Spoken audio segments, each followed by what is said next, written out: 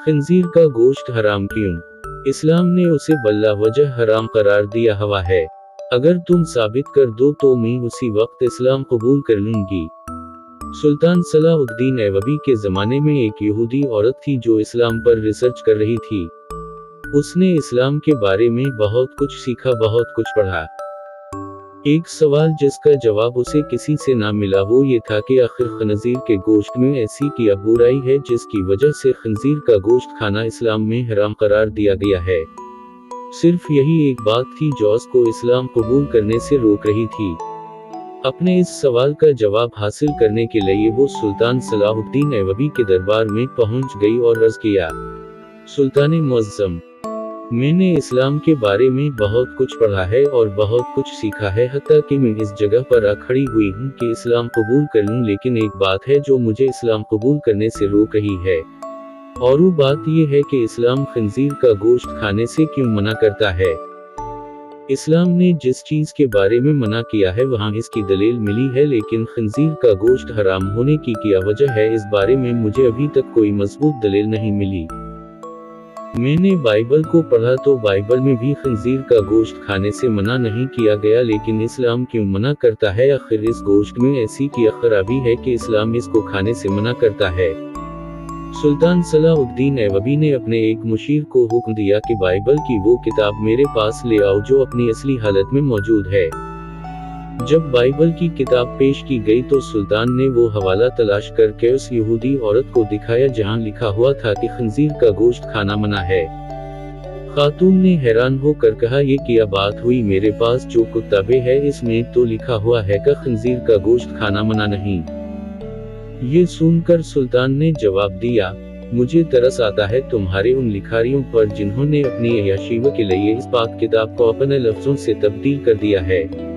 तुम्हारे पास जो बाइबल है ये अपनी असली हालत में मौजूद नहीं। अभी तो मैंने सिर्फ इस किताब से साबित किया है कि खंजीर का गोश्त खाना मना है, अब मैं उसे साइंसी लिहाज से भी साबित करूंगा। फिर सुल्तान ने इस औरत से कहा कि कल सुबह खंजीर का गोश्त पकाकर मेरे दरबार में ले आना। दूसरे दिन इस औरत ने खंजीर का पका हुआ गोश्त सुल्तान की खिदमत में पेश कर दिया। सुल्तान ने इसको कराहत से देखते हुए कहा कि अब इसकी बोटी के 2 हिस्से करो। खातून ने जब चोरी से बोटी के 2 हिस्से किए तो दरमियान में से गोश्त कच्चा था।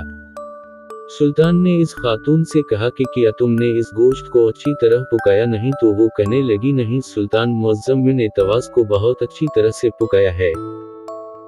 तो सुल्तान ने कहा कि अब तुम्हारी समझ में ये बात आ गई होगी कि ये हराम गोश्त है, उसे जितनी भी अच्छी तरह पकाया जाए ये दरमियान में कच्चा रह जाता है, और जब ये तुम्हारे पेट के अंदर जाता है तो बहुत सी बीमारियों का सबब बनता है।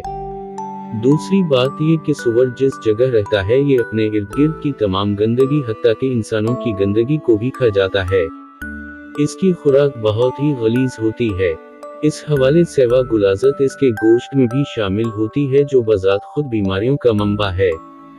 तीसरी बात कि जब सूअर की मादा किसी दूसरे सूअर के साथ जिनसी ताल्लुक कायम करती है तो वह उसे देखकर खुश होता है और फख्र महसूस करता है, और ये बेगैरती की खुसलत इसके गोश्त में भी पाई जाती है, और इसका गोश्त खाने वाला भी इन्हीं सिफात का हामिल होता है कि अपनी औरतों को दूसरों के हवाले करके खुश होता है और फख्र महसूस करता है। ये वाहिद जानवर है जिसमें इतनी गुलाजत और बेशर्मी भरी हुई है। जब आप ऐसे जानवर का गोश्त खाएंगे जिसकी बुनियाद गुलाजत से भरी हुई है तो वो आपको क्या फायदा देगा?